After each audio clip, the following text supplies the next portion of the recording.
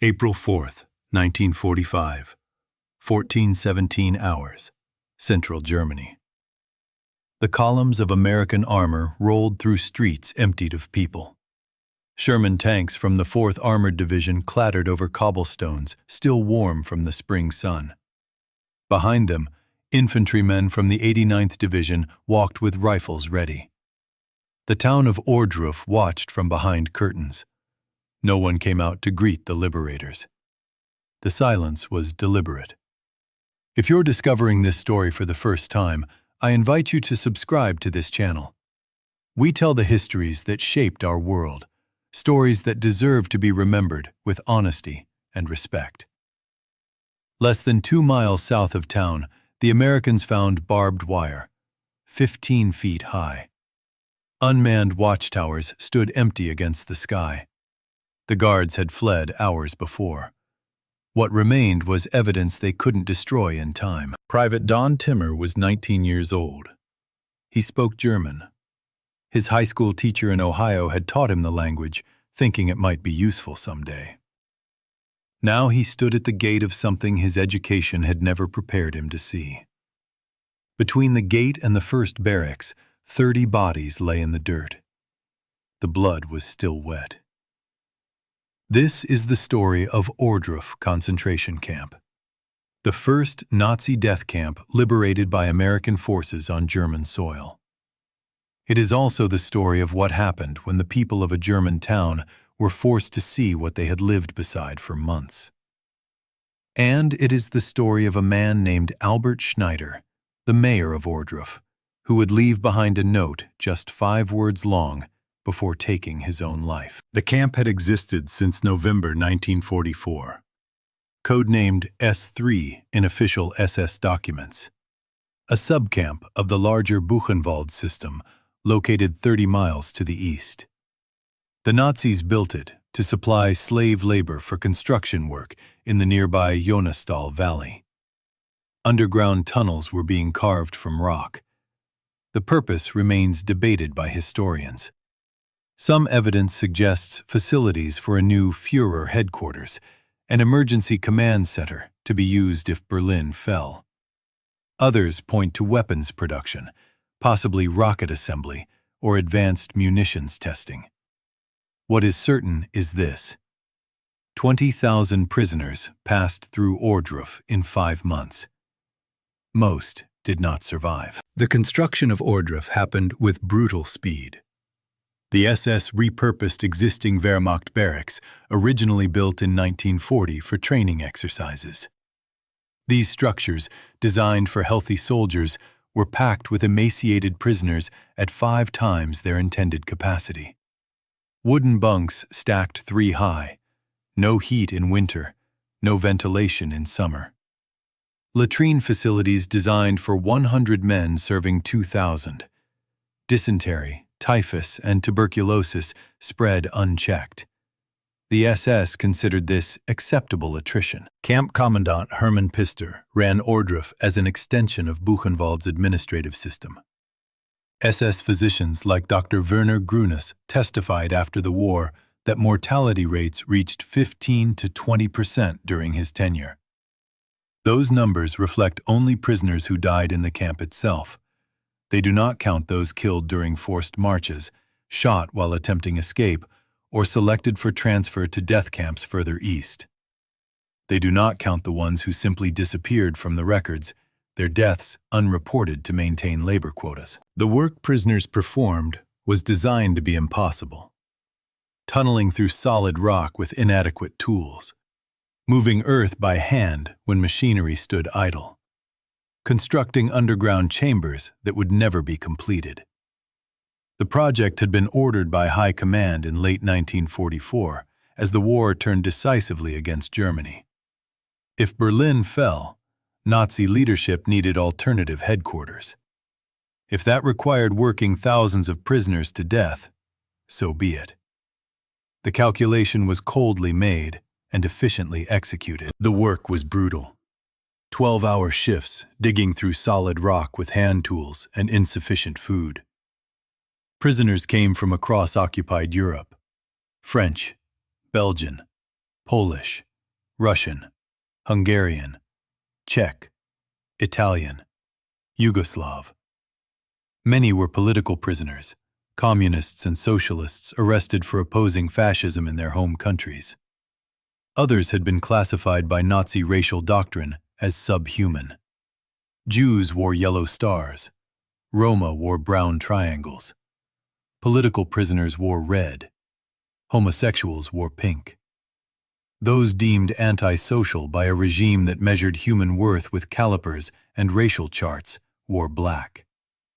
Each color marked a different form of condemned existence. Survivor testimony, collected by American forces immediately after liberation, described daily life in Ohrdruf with numbing consistency. Wake before dawn. Watery soup made from rotted vegetables. Formation in the yard where guards counted and recounted, beating anyone too slow to stand properly.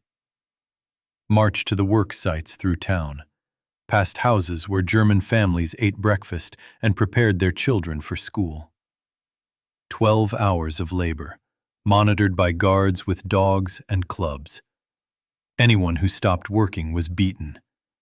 Anyone who couldn't continue was shot. Return march through town at dusk. Another formation. Another counting. Soup again, sometimes. Sleep in overcrowded barracks on wooden planks crawling with lice. Then morning, and the same routine repeated. The food rations were calculated with precision. Enough to sustain labor for a limited time. Not enough to sustain life indefinitely. The SS understood the mathematics of starvation. A man could work for roughly 3 months on gradually diminishing rations before becoming too weak to continue. At that point, he was expendable. New prisoners arrived regularly from Buchenwald to replace the dead and dying. The system was efficient in its cruelty. Guards supplemented this systematic starvation with casual violence. Beatings for imagined infractions. Torture for entertainment. Prisoners were made to stand at attention for hours in freezing weather. They were forced to exercise until they collapsed. They were whipped publicly to maintain terror among the others. The torture tables American soldiers found during liberation had been used regularly, not occasionally. The gallows had hanged men for offenses as minor as stealing bread or speaking after lights out. The meat hooks embedded in walls had held prisoners while they died slowly. Each act of violence served a purpose: to break bodies and spirits, to establish absolute control, to remind every prisoner that survival depended entirely on guard whim. Mayor Albert Schneider had known about the camp from the beginning. In January 1945, he wrote a letter to the district authority in Gotha. The letter still exists in historical archives. Schneider complained that prisoners were marched through town twice daily, morning and evening, on their way to the work sites. He wrote that seeing the columns of emaciated men was unpleasant for the population. He requested the routes be changed. The district authority denied his request. The people of Ohrdruf continued to witness what was being done in their name. Some townspeople slipped bread crusts to prisoners as they passed. Others helped SS guards hunt down escaped laborers. Pastor Karl-Heinz Lemmerhirt from neighboring Bittstedt recorded both acts in his journal. Human conscience and complicity existed side by side in those final months of the war. The SS guards came into town when off duty. They drank in the taverns. They bragged about their work. They pursued local women. Private Timmer would later note the obvious conclusion. How could the townspeople claim ignorance when the guards socialized openly among them? By early April, the war was collapsing. Soviet forces pressed from the east. American and British armies advanced from the west. Orders came down the SS chain of command. Evacuate the camps. Leave no witnesses. On April 2nd, the remaining prisoners at Ohrdruf, nearly 12,000 skeletal figures, were force-marched toward Buchenwald. Those too weak to walk were shot where they stood. The SS began destroying evidence. Bodies were exhumed from mass graves, stacked with wood, and burned. The work was incomplete when American reconnaissance units appeared on the horizon. The Germans who could flee did. The ones who remained faced what they had helped create. April 4th, late afternoon. The first American soldiers entered the camp proper. What they found defied immediate comprehension. Piles of corpses covered lightly with lime. The chemical wasn't used for decomposition. It was applied to mask the smell. In one shed, roughly 30 bodies lay stacked like cordwood. All naked, all emaciated beyond the point where their ages could be determined. A partially burned pyre still smoldered with charred remains. The SS had run out of time to finish their cremations. Sergeant Hayden A. Searle from Chestnut Hill, Massachusetts, walked the grounds with his men. They found evidence of torture. Prisoners who survived demonstrated how the guards had used whipping tables. They showed where men were hanged from meat hooks embedded in walls. They explained the gallows that stood near the main yard. One prisoner spoke through tears about watching friends beaten to death for stealing potato peels. Private Timu's job was to translate.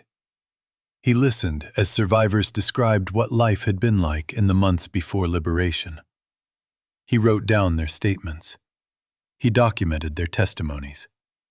He was 19 years old and translating descriptions of industrial murder. The Americans shared their rations with the living. They counted the dead. They photographed everything. Orders came down. Do not move the bodies. Division commanders would need to see this themselves. General George S. Patton arrived at 15:30 hours. Patton had seen combat across 2 world wars. He had walked battlefields where men died by the thousands.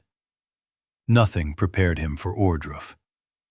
He refused to enter the shed where the 30 bodies lay. He had already vomited against the side of a building. One of his aides recorded that the general's face had gone pale. Patton was not a man who paled easily. The next morning, April 12th, General Dwight D. Eisenhower flew in from Belgium. With him came Lieutenant General Omar Bradley. The Supreme Commander of Allied forces in Europe wanted to see for himself. Eisenhower walked every section of the camp. He asked questions. He listened to survivor testimony. He studied the physical evidence. At one point, he stood before the gallows and said nothing for a full minute. When Eisenhower left Ohrdruf that day, he made 2 decisions that would shape how the world learned about Nazi atrocities. First, he ordered that every American soldier not actively on the front lines must visit the camp.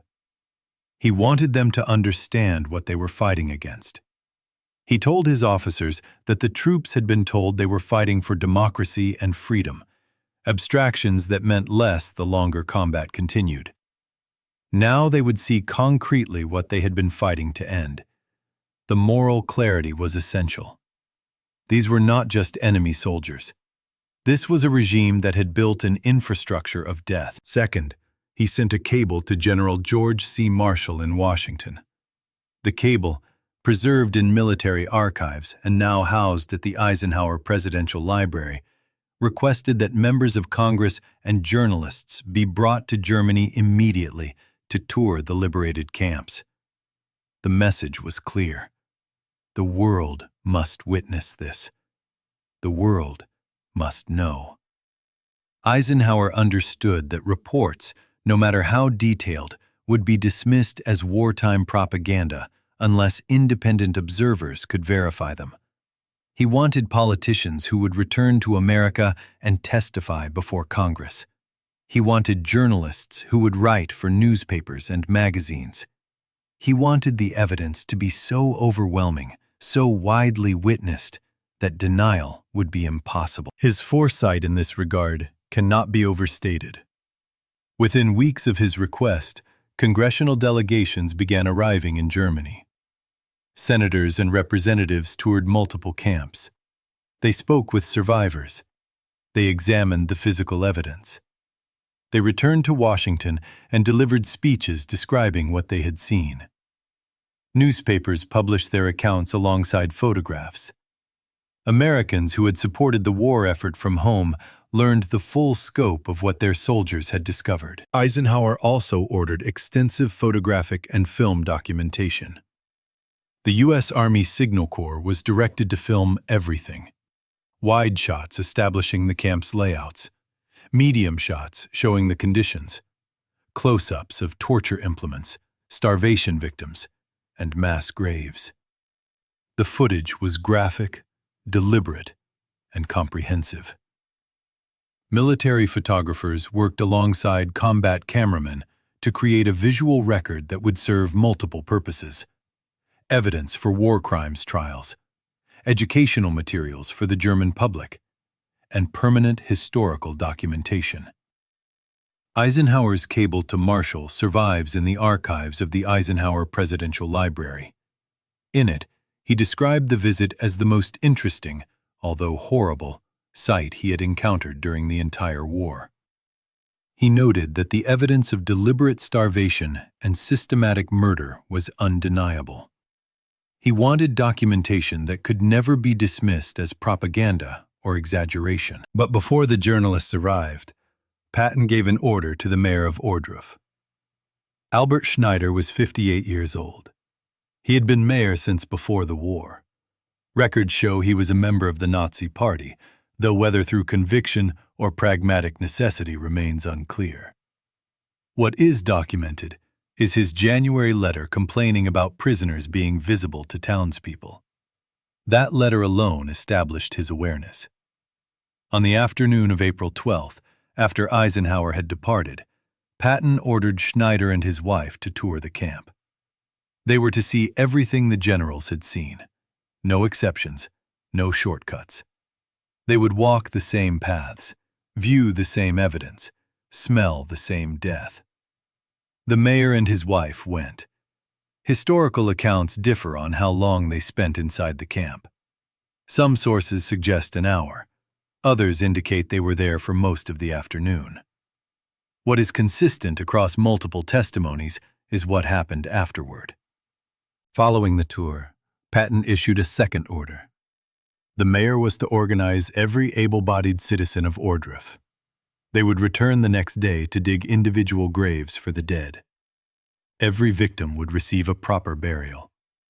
The people of Ohrdruf would do this work with their own hands. They would bury the evidence of what they had ignored. Schneider agreed.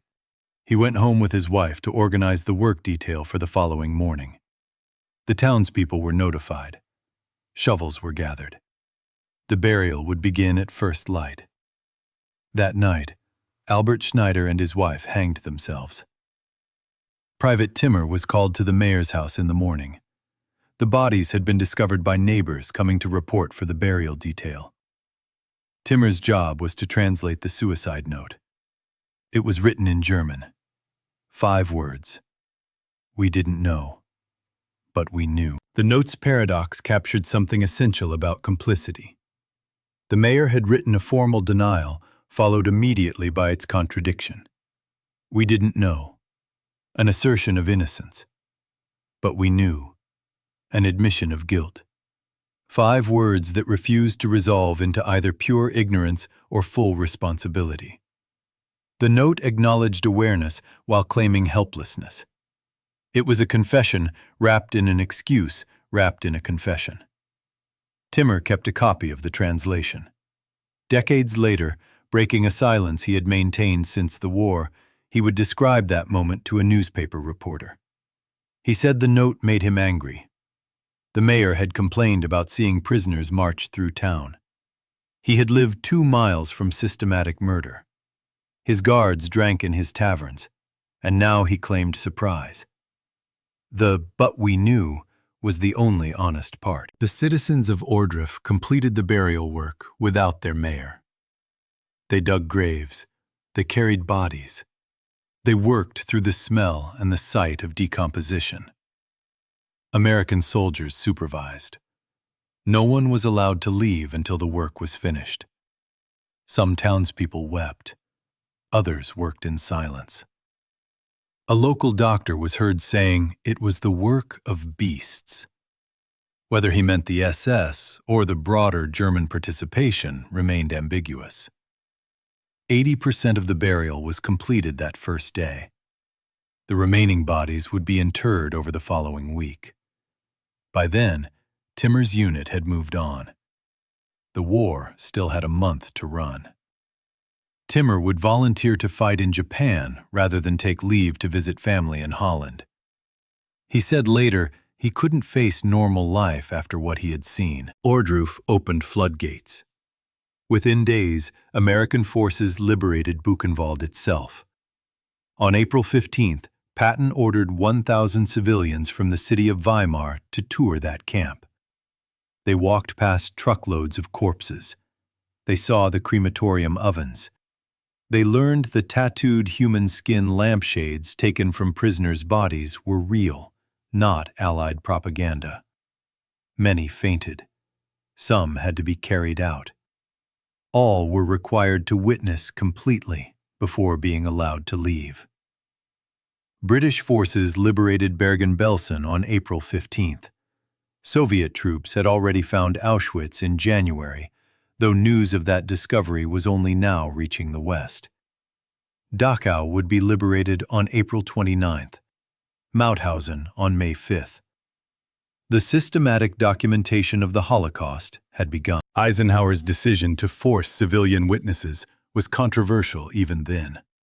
Some argued it punished people who might genuinely have been ignorant. Others said it traumatized populations already devastated by war. Eisenhower's response was consistent. The German people had enabled this through action or inaction. They would confront the result. Historical debate continues about what ordinary Germans knew and when they knew it. The question is complicated by the nature of Nazi secrecy, propaganda, and the human capacity for willful ignorance. Some camps were hidden in remote areas. Others, like Dachau, existed near major cities. Information about mass murder circulated through rumors, whispered warnings, and occasional witness testimony. The regime worked hard to maintain deniability while simultaneously using the camp's existence as a deterrent threat. What is beyond debate is this. By 1945, anyone living near a concentration camp knew something terrible was happening. The smoke, the smell. The prisoners marched openly. The guards who socialized locally. The transports arriving. The fact that almost no one left alive. Precise knowledge of gas chambers might have been concealed. The reality of mass death was not. Albert Schneider's note suggests he understood this distinction. We didn't know the full scope, but we knew enough. If this history matters to you, I hope you'll consider subscribing. These stories need witnesses in every generation. The liberation of Ohrdruf had immediate effects beyond the courtroom. Eisenhower's insistence on documentation became foundational to establishing the historical record of Nazi crimes. The photographs taken by U.S. Army Signal Corps at Ohrdruf were shown at the Nuremberg trials. They were published in newspapers worldwide.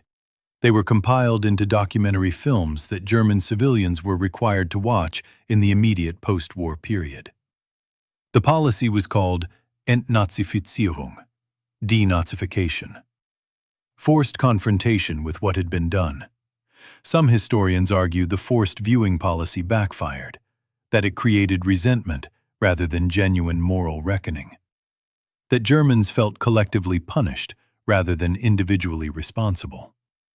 Others maintain it was necessary precisely because so many claimed ignorance. The debate reflects ongoing questions about collective guilt, individual responsibility, and how societies confront their darkest chapters. Private Don Timmer returned to Ohio after the war. He married. He raised a family. For 58 years, he spoke about his war service only to relatives. He told stories about landing in France, about pushing through the German lines like a hot knife through butter, about serving under Patton. He did not talk about Ohrdruf. Then, in 2003, he attended a Board of Education meeting in Loudonville, Ohio. A high school teacher was reviewing plans for a senior class trip to Washington, D.C. The itinerary included the United States Holocaust Memorial Museum. One school board member objected. The board member stated publicly that the Holocaust was grossly exaggerated, that students shouldn't be forced to visit the museum, that the entire narrative was propaganda. Timmer broke his silence. He testified at the next board meeting. He described what he had seen in April 1945. He showed photographs he had kept for nearly 6 decades. He read from notes he had taken as a 19-year-old translator. He described the mayor's suicide note. He said that men who claimed it didn't happen were calling him a liar, and he would not let that stand. The school board approved the trip. The teacher kept the Holocaust Museum on the itinerary. Timmer began speaking publicly about Ohrdruf. He gave talks at schools. He shared his story with researchers for the United States Holocaust Memorial Museum. He said that seeing someone deny what he had witnessed with his own eyes, what he had translated from German into English, what had made him vomit in 1945, forced him to speak. The archives at Eisenhower's presidential library contain his correspondence about Ohrdruf. In a letter dated April 15, 1945, Eisenhower wrote to his wife Mamie describing the visit. He said the scenes were so horrible that photographers had difficulty convincing their editors the images weren't fabricated. He noted that he had ordered extensive photo and film documentation specifically because he anticipated future generations might doubt such atrocities occurred. That prediction proved accurate. Within decades, Holocaust denial emerged as a persistent form of historical revisionism. The documentation Eisenhower ordered taken at Ohrdruf and other camps became essential evidence. The testimonies of liberators like Timmer became living refutation of denial. The physical sites themselves, preserved as memorials, stood as irrefutable proof. Ohrdruf itself was not preserved. The camp was demolished in the 1950s. The Soviet occupation government that controlled that region of Germany after the war had different priorities than memorial preservation. Today, markers indicate where the camp stood. The Jonas-Dahl Valley remains. The tunnels dug by slave labor are still there, sealed and largely unexplored. The town of Ohrdruf continues as a small community in Thuringia. The history is taught. The documentation remains. Albert Schneider's name appears in various historical records of the liberation. The suicide is documented in army reports, survivor testimonies, and multiple journalistic accounts from April 1945. The note's wording varies slightly between sources. Some record it as, "We didn't know, but we knew." Others as, "We said we didn't know, we knew." The core sentiment remains constant, an acknowledgement of guilty knowledge coupled with a claim of powerlessness. Whether Schneider's suicide represented genuine remorse, fear of punishment, or inability to face consequences remains interpretable. His January letter shows awareness and complaint. His tour of the camp on April 12th confronted him with the full scope. His suicide that night ended his ability to be questioned or judged. The note suggests he understood the moral impossibility of his position. Not quite innocent, not quite directly responsible, complicit through inaction. A witness who had chosen not to see clearly until seeing became unavoidable. The question of what ordinary Germans should have done remains ethically complex. Active resistance often meant death. The regime targeted dissent brutally. Political prisoners filled the camps alongside Jews and other targeted groups. The courage required to resist openly was extraordinary. But resistance was not the only option. Lesser acts of humanity were possible. Slipping food to prisoners, refusing to participate in denunciations, speaking privately against the regime, small acts that might have accumulated. The counter-argument notes that such acts, while morally admirable, would not have stopped the machinery of the Holocaust. The camps operated through state power, military force, bureaucratic coordination, and industrial efficiency. Individual German citizens, however morally opposed, lacked the power to shut them down. By 1945, meaningful resistance required organized force, which only the Allied armies possessed. Both positions carry truth. Individual responsibility exists, even within systems designed to diffuse it. Mass atrocity requires mass participation, even if most participants contribute only through obedience or silence. The question is not whether ordinary Germans could have stopped the Holocaust alone. It is whether their collective inaction enabled it to proceed. Mayor Schneider's suicide note addressed that question without resolving it. We didn't know. A claim that detailed knowledge of gas chambers, medical experiments, and systematic extermination wasn't publicly available. True, to a point. But we knew. An admission that prisoners were starving, dying, and being worked to death in plain sight. Also true. The conjunction, but, acknowledged the insufficiency of the first claim to excuse the second. Eisenhower visited Ohrdruf because he understood that witnessing creates responsibility. Ignorance, whether genuine or performed, shields people from moral reckoning. Seeing imposes obligation. He forced American soldiers to witness so they would understand what they had fought to end. He forced German civilians to witness so they could not later claim ignorance. He invited journalists and congressmen so the world would witness through documentation. He created a record that could withstand denial. That impulse to document drove much of the liberation process. At Buchenwald, newly freed prisoners convinced American soldiers to preserve evidence before cleaning the camp. At Dachau, photographs were taken even as troops were still fighting.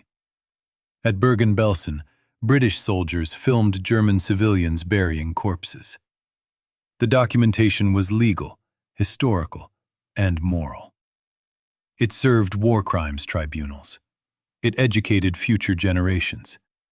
It honored the dead by ensuring their suffering was not forgotten or dismissed. The mayor of Ohrdruf left a note that captured something more than personal guilt. It articulated the moral position of complicit bystanders everywhere. People who see part of an atrocity, but not all of it. Who suspect, but do not investigate. Who benefit from systems that victimize others. Who maintain a studied ignorance that allows them to function without confronting their role. We didn't know. But we knew. The grammar of willful blindness. Ohrdruf was the first concentration camp liberated by American forces, but it was not the worst. Auschwitz had been liberated by Soviet troops in January. Treblinka, Sobibor, and Belzec had been demolished by the SS before the Red Army arrived, leaving only ruins and mass graves. The killing centers of Operation Reinhardt had already murdered nearly 2 million Jews. Ohrdruf was a labor camp, brutal and deadly, but not an extermination center with gas chambers.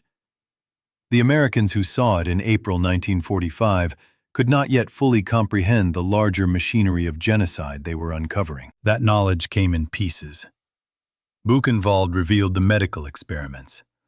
Dachau showed the pseudoscientific torture. Bergen-Belsen demonstrated death by deliberate neglect. As each camp was liberated, the full scope of Nazi crimes became clearer. The initial reports were met with skepticism. How could a modern, educated nation commit such acts? The evidence accumulated until skepticism became impossible. The Nuremberg trials formalized that evidence into legal record.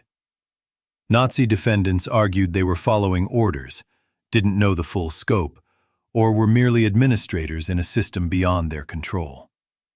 The prosecution used documents, testimony, and physical evidence from camps like Ohrdruf to demonstrate intent, knowledge, and coordination. The trials established that systematic genocide had been planned and executed deliberately. Individual defendants were held responsible for their roles. The broader question of collective responsibility proved harder to adjudicate. Millions of Germans had participated in various ways. Most were never tried. Denazification programs attempted to root out Nazi ideology through education, legal proceedings, and political restructuring. The programs had mixed success. Some genuinely confronted their past. Others claimed victimhood or maintained silence. The division of Germany between East and West complicated unified reckoning. The suicide of Ohrdruf's mayor in April 1945 predated all legal proceedings. It was a verdict he passed on himself hours after witnessing the result of his inaction.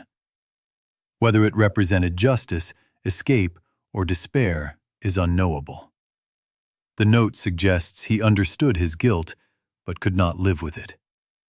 That is its own form of judgment. Private Timmer, who translated that note, lived until 2010. He spent his final years ensuring Ohrdruf was remembered. He corresponded with historians. He contributed to the United States Holocaust Memorial Museum's collections.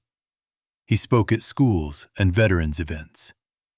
He said repeatedly that the board member's denial in 2003 had forced him to break his silence. That seeing someone dismiss as propaganda what he had seen, smelled, and documented made silence impossible. Other liberators made similar choices.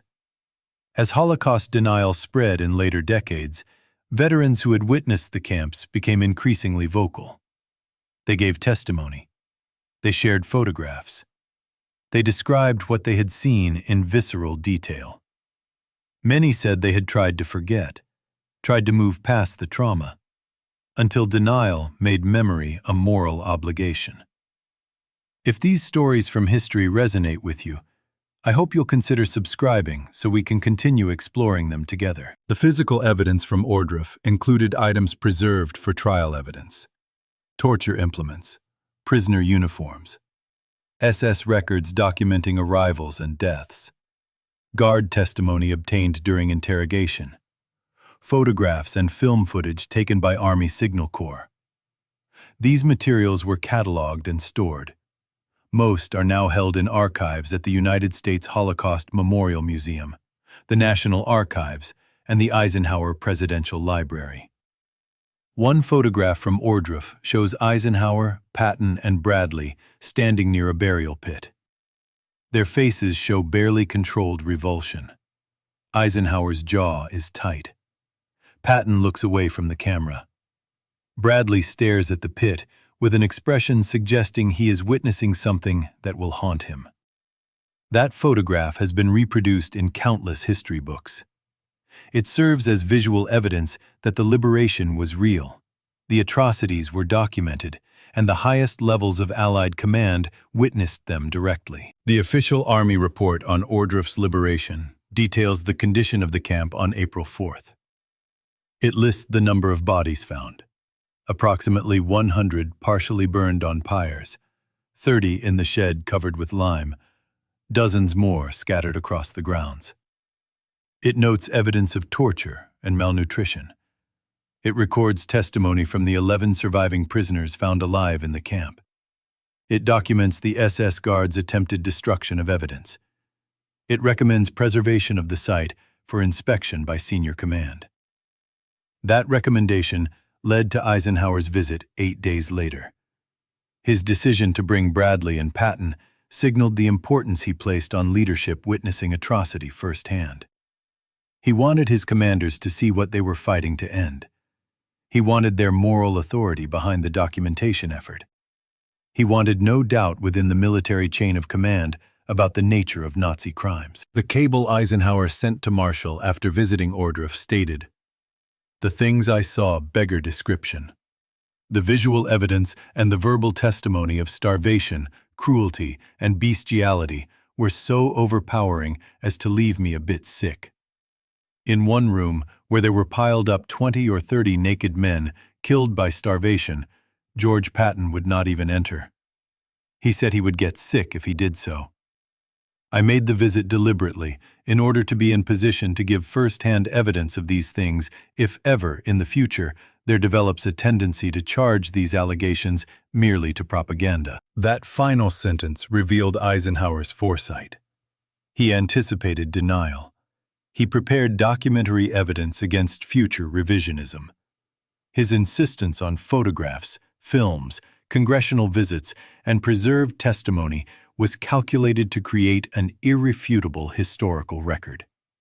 He understood that atrocities, once removed from living memory, become vulnerable to dismissal. He worked to make that dismissal impossible. The mayor's suicide note, brief as it was, entered that historical record. Timmer's translation was filed in Army reports. Later scholars noted its significance as a window into the psychology of complicity. The phrase, "we didn't know but we knew," became shorthand for a particular form of guilt. The knowledge that coexisted with denial, the awareness that enabled inaction, the seeing that pretended not to see. Albert Schneider was not the only German official to commit suicide in April 1945. Hundreds of Nazi Party members, SS officers, and Wehrmacht soldiers took their own lives as the Reich collapsed. Some killed themselves to avoid capture and trial. Others faced the destruction of the world they had built and believed in. Some acted from despair, others from guilt. The motivations varied as much as the individuals. Schneider's case stands out because of its timing and the note. He killed himself not when the Allies arrived, but after he was forced to witness the result of policies he had lived alongside. The suicide followed confrontation. The note articulated awareness. That combination makes his death less an escape from consequences and more a response to unbearable knowledge. He saw fully what he had partially known, and could not survive the seeing. The people of Ohrdruf who completed the burial detail carried that memory for the rest of their lives. Interviews conducted decades later found them still processing what they had witnessed and participated in. Some maintained they had genuinely not known the full extent of what was happening. Others admitted they had suspected but had not wanted to confirm. A few acknowledged they had known and had done nothing. All agreed that digging graves for camp victims changed them permanently.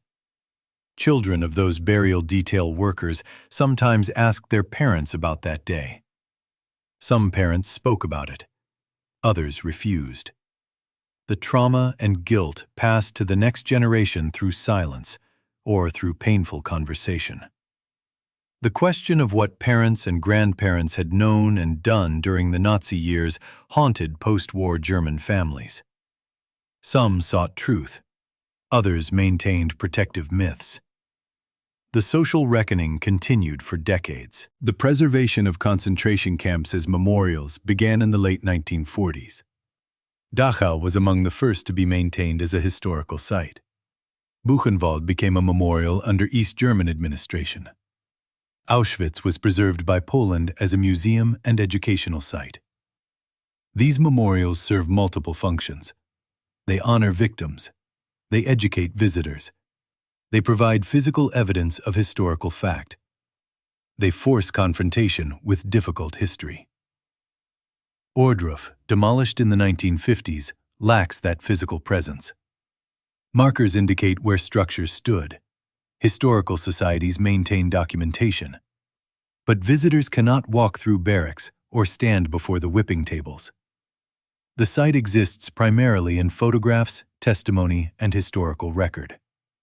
It remains significant as the first camp liberated by Americans, the place where Eisenhower made his crucial decision to document extensively, and the location of Mayor Schneider's suicide and note. The educational impact of Ohrdruf extends beyond the immediate liberation.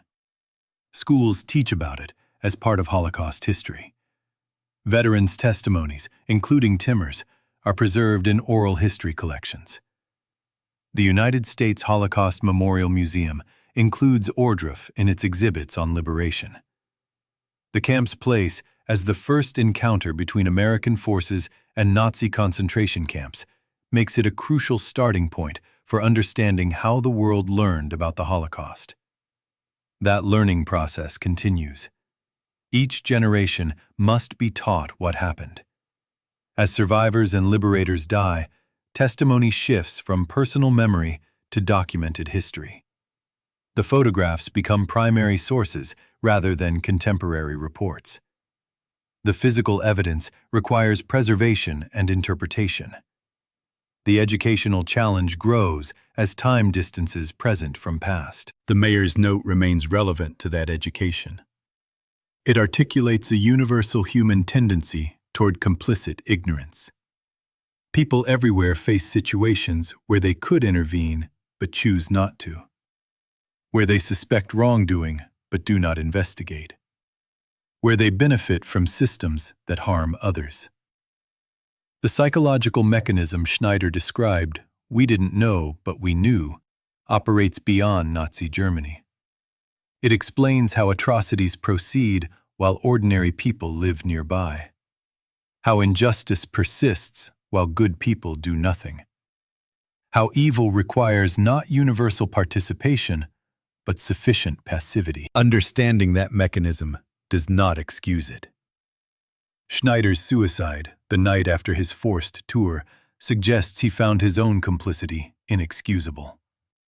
The note reads less like a defense than a confession. The "but we knew" undermines the "we didn't know." It acknowledges that partial knowledge created moral responsibility, that claiming ignorance while possessing awareness was a form of lie, that the lie had sustained itself until confrontation made it impossible. The broader historical lesson concerns the relationship between knowledge and responsibility. Schneider lived 2 miles from systematic murder. He wrote letters complaining about visibility of prisoners. He socialized with guards who bragged about their work. He possessed sufficient information to understand something terrible was happening. He chose not to investigate further. He chose not to act. That choice constituted participation through enabling. Whether that participation made him morally equivalent to the SS guards who tortured prisoners is debatable. Whether it made him innocent is not. His own note acknowledged guilt. His suicide suggested he agreed with Patton's implicit judgment, that forcing him to witness fully was forcing him to confront his role. The question this raises for contemporary readers is uncomfortable. What are we choosing not to know? What injustices proceed while we maintain plausible deniability? What systems harm others while we benefit and look away? The answer is not that all wrongs are equivalent. Nazi genocide was unique in its systematic, industrial, intentional murder of millions. But the human capacity for willful ignorance, for self-protective denial, for knowing without acting, operates across many contexts. Schneider's note speaks to that capacity. It names the contradiction at the heart of complicit passivity. We didn't know. We claimed ignorance. We maintained distance. But we knew. We had information. We made choices. We bear responsibility. The but connects 2 irreconcilable statements and, in doing so, reveals the psychology of the bystander. The Americans who liberated Ohrdruf faced their own reckoning. They had fought believing they were stopping a military threat. They discovered they were ending a moral catastrophe. That reframing changed how they understood the war. It gave their service a meaning beyond geopolitics. It burdened them with memories they could not unsee. Many struggled after the war. Nightmares, depression, survivor's guilt about living when so many had died, anger at the world that had allowed such things to happen. Timmer's 58-year silence was common among liberators. They did not know how to talk about what they had seen. They did not want to relive the memories. They worried people would not believe them or would minimize the horror. The emergence of Holocaust denial forced many to speak anyway. When their testimony was dismissed as propaganda, they produced photographs. When the photographs were called fakes, they described sounds and smells that cameras could not capture. They became witnesses in the legal sense, providing testimony to establish fact against denial. Eisenhower had anticipated this need when he ordered extensive documentation in April 1945. His cable to Marshall explicitly stated he wanted evidence against future claims that liberation testimony was exaggerated. He ensured photographs were taken from multiple angles. He arranged for film crews to document the camps. He brought journalists and congressmen to witness firsthand. He created redundant proof against predictable denial. That documentation now serves purposes Eisenhower might not have fully imagined. It educates students born decades after the war. It provides evidence for ongoing historical research. It stands as permanent testimony in a world where survivors and liberators have nearly all died. The archive becomes memory when living memory fails. The note Mayor Schneider left, translated by a 19-year-old American private, is part of that archive. 5 words in German, 7 in English translation. A confession and an excuse. An acknowledgement and a plea. A window into the mind of a man who had lived beside murder and looked away until looking became unavoidable. Whether his suicide represented justice is for each person to judge. Whether it represented sufficient accountability is doubtful. He escaped trial, testimony, and interrogation. He avoided facing survivors. He died hours after seeing what he had enabled, leaving a note that explained nothing while admitting everything. The people of Ohrdruf who completed the burial work did face survivors. They dug graves under the eyes of the 11 prisoners who had lived through the camp. They carried bodies past American soldiers whose disgusted expressions judged them. They worked in a smell they would never forget, putting into the earth evidence of crimes committed in their name, on their land, with their passive consent. That work was punishment, memorial, and education combined. It forced physical interaction with consequence. It created a memory that could not be ignored or revised. It ensured that at least some citizens of Ohrdruf would carry the weight of what had been done. Whether it was just is debatable. Whether it was necessary is clear from the fact that denial emerged anyway, despite overwhelming evidence. The final question Ohrdruf raises concerns collective memory. How does a society remember atrocity? What happens when memory becomes history, and history becomes subject to interpretation? How do we honor victims while teaching perpetrators and bystanders? How do we maintain moral clarity about the past while acknowledging human complexity? There are no easy answers. Germany has struggled with these questions for 80 years. The process of Vergangenheitsbewältigung, coming to terms with the past, remains ongoing. Different generations approach the history differently. The grandchildren of perpetrators investigate with horror. The great-grandchildren learn it as distant history. The work of remembrance must be renewed constantly, or it fades into abstraction. Ohrdruf matters to that work because it represents the first moment of confrontation. The first time Germans were forced to see what had been done. The first time American soldiers witnessed the full scope of Nazi crimes. The first time photographic evidence was systematically compiled. The first suicide note that articulated guilty knowledge. First moments carry weight. They set precedents. They establish patterns.